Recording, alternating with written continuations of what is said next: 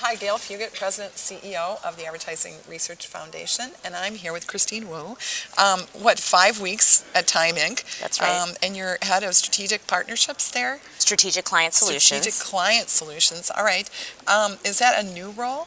It is. So it's taking the corporate advertising strategy group and merging that with what was previously called sales development, and then I've created a new role underneath that, brand development, because as you know from my background, Yes. It's all consumer packaged goods, and so You were really Kraft, Pepsi, J&J. J&J, and you're steeped in, just like me, in packaged goods That's right. background. So That's you're bringing right. some of that skill to this Absolutely. organization, to the publisher. Absolutely, and I think, Time spun out from Time Warner about 20 months ago, right? And before it was the magazine distribution arm. Yes. And so now it's really about finding what the purpose is and what the positioning is, right, from a consumer marketing perspective.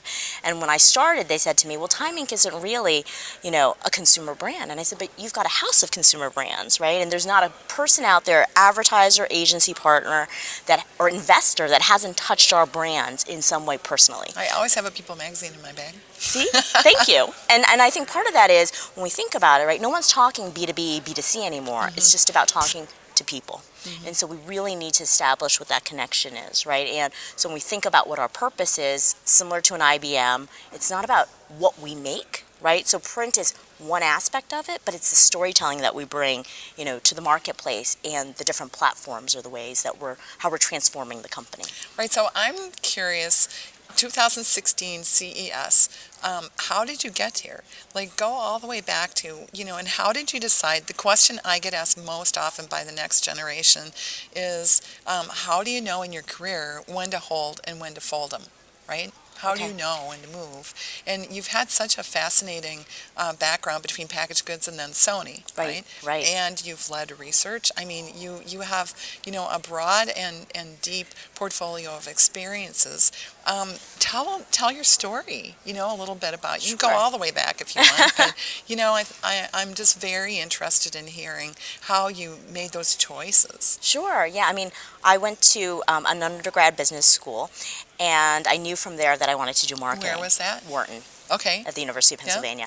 Yeah. And I did marketing consulting for a few years and decided, I loved the variety. It was popular at that time. Yeah, right? It was, and it was awesome, the variety that of probably helped industries. too, though. Does that skill set comes in handy? It absolutely does, because you can get up to speed very quickly, right? So I've been at Time Inc. for 5 weeks, but I'm already able to drive a lot of change. Client Solutions is very familiar to you. Yeah, exactly, because it's really trying to understand from the advertiser side what they're looking for in a publisher partner, right? And I think, so for me, marketing and consumer insights has always been my passion. And that's really sort of, it's less about the industry, although I do love food, right? Which is, so I went from J&J to Kraft and then Pepsi, and I was there for a number of years. And when Which is near and dear to my heart. I love food too. Yeah, right? And I love innovation. Yeah. And so when I was at Pepsi, I actually worked on a skunkworks team, bringing new platforms into the company around dairy and protein.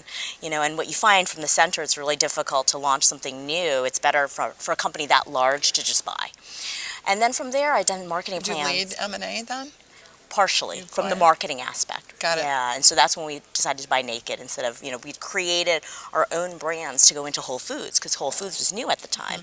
I'm dating myself there, but, it was really fascinating. No, we looked at that from General Mills' standpoint, the Naked acquisition, enviously. That was, considered to be it was a bold move at the time. Well, the funny thing is, so I think this was maybe, 14 years ago, we had looked at dairy and getting into milk, and you can see what Coke has done, and I see that, and it really, kind of kills me, because I'm like, oh, we looked at that 15 years ago. I can't believe we didn't launch that. So from there, I had done marketing plans, forever, and I said, why don't you do something different? So when I went to Sony, it was under Sir Howard Stringer and a woman named Susan Jervix, who said to me, you're at Pepsi and you're trying so hard to get your brands next to pop culture. Come create pop culture with me. And I said, well, that's fascinating. Let me go do that, right? Yeah. And so I ran the corporate marketing and media department across entertainment and technology and managed media. And that was really my first foray. I mean, Pepsi is sort of a media company because it really tries things at the bleeding edge, if you will. But Sony obviously is inextricably linked with technology and media and all that sort of stuff. And so worked there, launching Sony United, the One Sony message, so you can see where this is going for my career today, and really enjoy that. And a lot of it was, how do you bring these disparate divisions entertainment, technology, electronics, gaming, music, all together How branded. did you? It's a lot of just personal relationships and talking to people and trying to understand what their objectives are and How not much of it is forcing them. product solutions and how much is leadership, would you A say? lot of it's leadership, because you're never going to know in the middle, their products as deep as they are, right? And so how do you but what you do have in this, in a privileged seat, is that bird's eye view across, so you can see how people can work together, right? And so by de facto, we were sort of the arm for Tokyo, the headquarters, for all of global brand marketing. I then left Sony a couple years ago with the restructuring and did startups. And it was fascinating because I thought, well, let me just see So what that's most like. people start in startups, so it's really interesting that you went that it went in that order. And it's interesting Was because it you can. scary? It wasn't scary. I think it was so challenging because you could see what the vision is. You're just constantly trying to figure out resources, and there's just never enough, right? And oftentimes you're working with entrepreneurs who have a clear vision for what they want, and you're struggling with, okay, from a corporation standpoint, how does that get to what's market? the product? Yeah, what's the product? You're in There's product no management process. long enough, you're like, okay, because I found with technology, I did a lot of technology investment when I was at General Mills, internet research, mobile, and then social. It was like technology solutions would be like, we can do anything you want. But it's like, no, we don't want to do anything. We want to do a concept test, or we want to do, a product. Like, it has to be productized somehow. So the people that I've spoken to that have spent more of their careers in startups really have shared with me, just even in the last couple of days, that having a failure is a badge of honor in that field. Like, did you ever stumble? Your career sounds breathtakingly perfect. Did you ever, were there any stumbles or Of course. any failure along the way? Talk about failure, because I think these are such, everyone's using the word disruptive, but Right. they're tumultuous times. Right. And so I think understanding, no, there are these incredibly successful people that have seen 30 miles of bad road, right? Yeah. And so chat a little bit about that as something inspirational for, folks that'll be listening. Yeah, and I think failure is actually how you learn, and you have to be at a company that is willing to take risks, right? Because failure is always going to be part of that journey. And so I was lucky to work at a company like Pepsi that was all about risk taking. And so I'll talk about something that I worked there because it was near and dear to my heart. We launched a brand called Philosophy in Whole Foods, and it was the first protein beverage with this new aseptic packaging. And it was a good idea. it was a great idea, but you know what? We just couldn't make it work through the distribution system. Oh. And after 2 years in Whole Foods, the turn just wasn't there. And so they had, and that was like a brand that I worked on personally. Naming, the product, launched from scratch, figured out, how we were going to distribute it, and they had to pull it from the shelves. I worked on a bunch of Diet Pepsi extensions. I think the only one that's still there is Pepsi Max. How did you react? How did you feel when they had to pull it off? Like, how did you deal with that? I learned early in my career that if the ship is sailing, you need to, or it's sinking, you got to get off of it. You just really have to So you just learn let from it go? You got to let it go. It was harder when I was younger because it really feels like it's part of you. It's personal. It's personal. Yes. But I think the last 18 months working with entrepreneurs, right, you realize it's really about their vision. So in the startup world, when you see where they're trying to go, and then you say to yourself, okay, I don't know, I've worked in women's energy drinks. I don't really know if that's going to work. But they've got their own vision, and it's less about my vision as working in a startup than their vision. And that really helps sort of the failure along the way, because it helps you sort of rebound quickly. And my philosophy has always been like, okay, let's learn from that, but let's move on. What's the productive path forward? Because you can't dwell on something. So the learning part, I love that you said, and I support and endorse that you said, failure is about learning, is a way to learn, and just like spin it around. How do you do that? Do you get it out and like write stuff down? Like, here's what I learned, here's what I learned, here's what I learned. Do you get out and talk it out with folks? Like, I think the team does a lessons learned. And so a lot of this I learned from J&J. Sometimes people don't like to talk about failure. They don't, and it's interesting because if they don't want to get that like mark on them. Yeah, but you know what's interesting? I think it's really sort of, companies are shifting, right? So I think back in the day, it would be like, let's launch a product, it didn't work, move on, right? Here, it's more about, if you think about IDEO, it's more about iterating. So, okay, so that didn't work. So let's think about, and I think technology has brought a lot of that because Yes. you see, version 2.0, 3.0, whatever that Yes. is, right? Yeah. So, okay, so maybe that didn't work and Yeah. product A didn't Small work. scale Yeah, prototyping let's and more. Exactly. Iteration. So more- then I think that allows you to say, okay, let me look back and what's the lesson learned? So you're actually learning in process. You've like shifted your processes to be learning in real time, it sounds Yeah, like. yeah, absolutely. You have to be. And I think, that's what I'd like to bring to my group and my department, which is the leadership and also that ability to take risks, to know that it's okay and failure is going to be part of it. And They're super lucky to have you. oh, thank you so much. I think I'm that- lucky to be there. Yeah, so how did they find you or how did you find them? How did that happen? It was through a mutual friend from Kismet? Pepsi. Yeah, and hit it off with Mark Ford, who's the EVP of Sales and Marketing, and Joe Rip, who Yes. is the CEO, and we just talked a lot about it was less about an interview, but talking about a philosophy about the consumer, right? Because when you think about media agencies, they've always been on the receiving end of sort of what the advertiser's looking for, and it's less about consumer marketing, right? And so bringing that consumer perspective, I think is really different, and that's where I thought I can add a lot of value here. And they said, come with us and be on this transformation journey, and that just sounded exciting because that's Yeah. always been sort of from innovation. If you think about that as a change agent, that's what I love. It is a bold transformation happening at Time Inc. right now. Yeah. And impressive, but it's a lot of change. So as you look at your portfolio, your amazing portfolio of skills between startup, maybe moving back, right? Startup electronics, global companies, big CPG. What pieces do you think you're going to borrow from each in this new role? It's a very interesting question. I think there is, as we're transforming so quickly, there's a lot of process that I can bring, but not being a slave to that, right? And so understanding from the startup Not too environment, corporate. right? How do you get around those processes and how do you make them more flexible? So I think that's a big piece. Just having worked at such amazing companies in the past, leadership is something that I'm trying to bring there, and development, people How? development. So I think when I met with my team, it was clear to me that people want to be told what to do, but I'm not, but I also want to develop them so they feel empowered and they can lead themselves, You right? need a vision. They need a vision, right? And I think right now we're still working through that, having just been under the Time Warner umbrella for so long, right? And what is that vision? What is the mission of the company? Are there a What are lot the of values? legacy systems in place? There's a lot of legacy people. Okay. And so when I think about transformation, I think to your question, culture is such a big part of Yes. it, right? And so, we've moved from the Time Life building, we were there since 1960, and now we've moved We've down to hosted a lot of events in that building. That was Yeah. a major transformation. It's a major transformation. Yeah. And when you go to this open environment, right, there's that feel of startup energy, breaking down walls that's visible, right? And so if you think about some of the values that we would bring, trust and transparency, that's what you're starting to see in this new building. And you're starting to feel that energy, right? And there's always people that are going to opt out.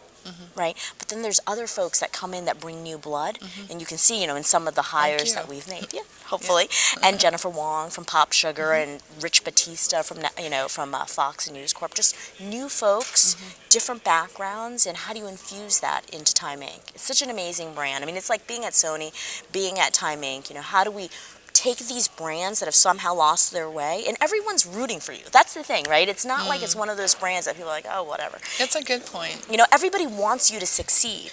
And so how do you do that? And I think that's what's terrific when we talk to our agency partners, when we talk to our, advertising partners. Everybody wants you to succeed. And so how do we make them part of the story? How do we use them along the way in the journey? Well, they need you. I mean, there's no question. You have these, iconic brands that so many consumers are so powerfully connected to. Yeah, They need you. The advertisers need you. And we need to show them that we can better engage with those consumers, and I think that's one of the things when you think about print, right? And I think you guys had asked the question about television. It's this long form content, right?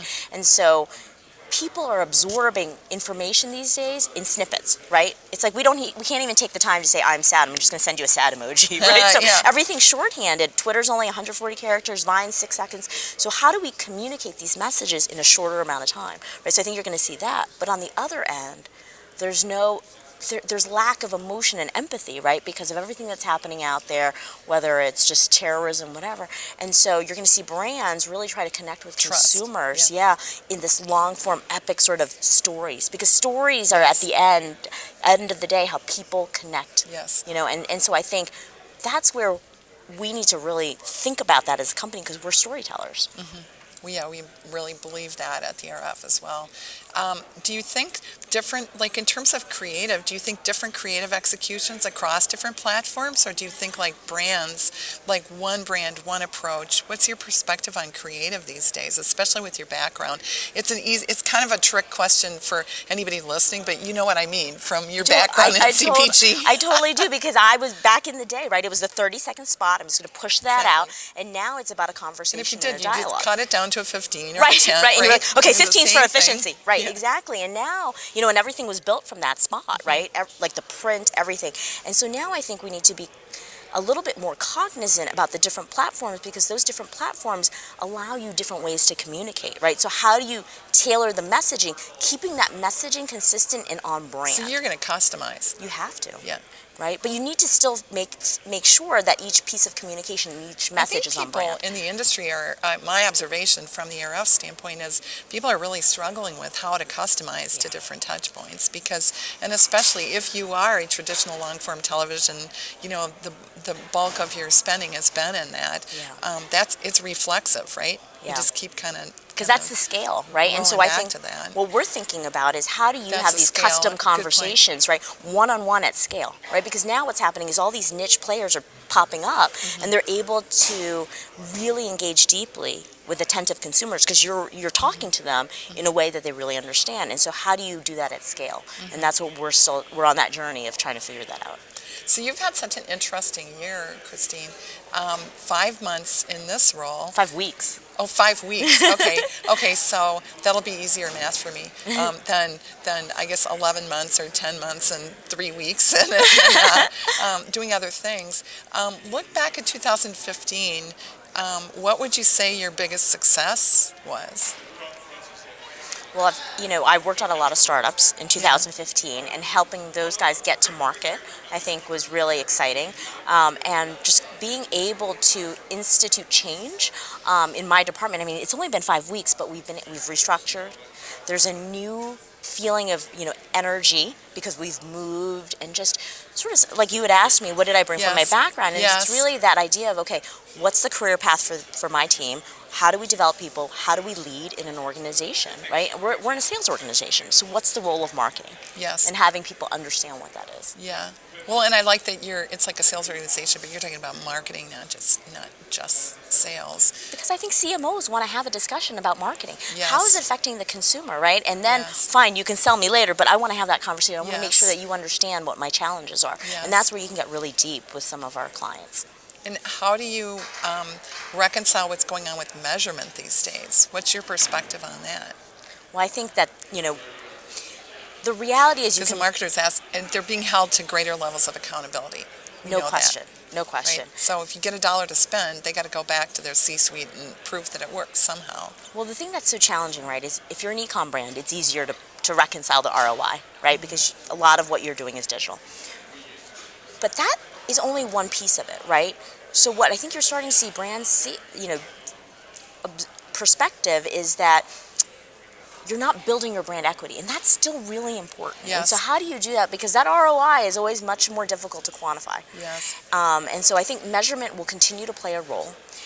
There's just so much information and so much data, right? So I think the partners that are going to continue to emerge as those strong strategic partners for clients and brands are the ones that can take the data and synthesize it into insights. We often talk about that it's the data, right? But it's really not. It's what you do with the data and it's the insights that you derive from it. So I think, so it's like people can provide you with spreadsheets of data. Oh, here's what's happening, but it's really about the strategy afterward. What are you going to do with that data? What did you learn from it? It's the insights. Yeah, so how are you going to get those insights spread throughout your organization? Well, I think we have to start with the consumer, right? So if you say, okay, Because you have this great background in research and marketing, right? So you know how to market insights, right? Right. There are not that many people. My career background is in marketing research originally, and then renamed my department Consumer Insights. So we understood that back in 1998, but which was a big scary thing to do at that point in time. That's Yeah. a long time ago.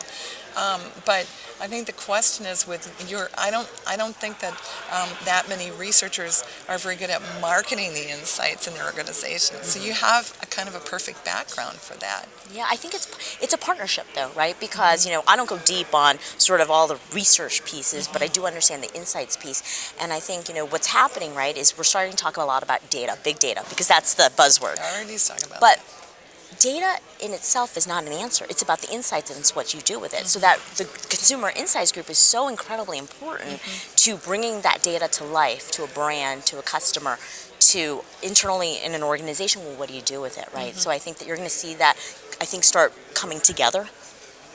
So I haven't asked this question, in the last couple of days, but I'm dying to ask you because you and I have been in the industry for a long. I've certainly been in longer, but. Do you think that when we started a Women in Analytics, I'll start with that, a Women in Analytics group and we've kind of popped it up more on the West Coast, but we plan to expand that nationally and ultimately globally. Do you think that women have made progress over the course of your career, or what do you think that we need to do to be even more impactful? That's a great question, Gail. I think we've made progress. It's not, I'd love to have seen more progress. So I was at a Fortune dinner and it was mostly men. You see here at CES, it's mostly men. You go to board meetings, it's mostly men. I'm the only minority woman that's sitting, in a lot of the senior level meetings that we have. And so the question is, I have a lot of women on my team, and it's how do I coach and mentor them so they feel like they can be empowered to be a leader.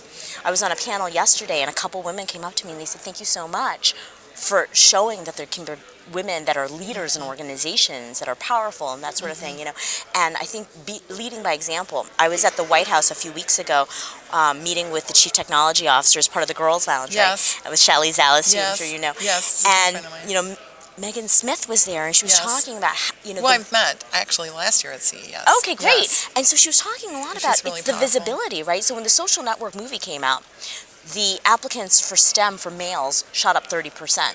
It was flat for women because there's no visibility. So how do we, as media partners and marketers, showcase that visibility? Like, we need to be smarter about, if we're showing ads, how do we showcase women that are leaders in an organization, not just, moms, and that's certainly fine, but it's like, how do we make sure that visibility is there? And how do we support other women? Well, I think, and the other thing is, I agree, and I think I know there's this really interesting initiative that Charles Sandberg led with Getty Images at Facebook that I became aware of a couple of years ago, where they basically went back into all advertising and looked at the imagery of how women were being portrayed, which is evocative a little bit of the Dove advertising, some of the advertising that we're seeing in the marketplace that are saying, girls can be powerful, they can be more powerful, or Under Armour, right? Right.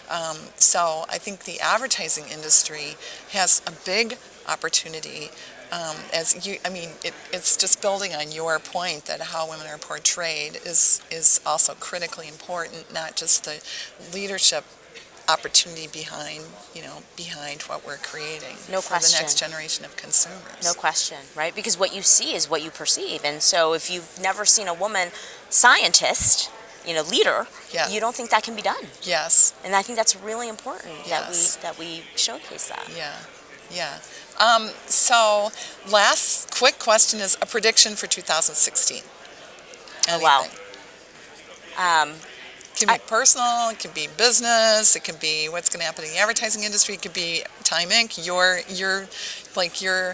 have 11 months in front of you. That's true. I think I think one of the things that we're going to after start what seeing, you've done in 5 weeks, I can't imagine what you're going to get done in 11 months. I don't know if we have enough time for I've got that. a whole long list We'll for be that. stacked up with the other people back here. I think one of the things that you're going to start seeing is this whole notion of frenemies, right? So what I might have perceived as a competitor in the past will be a partner in the future. And I'm starting to see that. It was really interesting because yesterday, I was talking with a bunch of media folks on a panel, And afterwards, a lot of us talked about, hey, how do we work together, right? And you would have never had that conversation in the past because it would have been this wall. Talk, get up, walk out. Right. A border of, okay, well, that's the enemy, right? And that's the competitor. But I think you're going to see a lot of that because the media landscape is changing so quickly, the marketing landscape and consumer behavior is changing. So a lot of it's going to be partnerships because you can't get there by yourself. Can't advance. Yeah, that's a really good one, and I definitely agree with that. I think this term walled gardens is so interesting. Gardens are beautiful, walls are kind of something else. Exactly. Like we gonna have to like pull some of those down. Well, Christine, it's been such an honor to spend time with you and chat with you, have a little conversation. Your organization is so lucky to have you there. Karen Klein, who's a friend and a colleague of mine, and I think the world of in her group, they're really lucky to have you. Oh, thank you for It's saying so rare that your supervisor actually understands research, has helped lead research, and understands what some of the struggles are, like when you have bad results to report, or when you maybe have a new solution or an experiment that you want to conduct, but you're having a hard time garnering the resources for it. And what a perfect background you have between the startups and CPG and electronics, and to be just tremendously successful. We're all anxious to see what happens at Time Inc. You're important members of the ARF, and it's just been thrilling to spend time with you. I love your advice, for women, and you have such a broad and expansive way of looking at the industry, and I can't wait. I'm going to be keeping my eye on what you're going to do in the next 11 months, and we'll see you here at CES in 2017. Great. Thank you so much, Gail, for having me.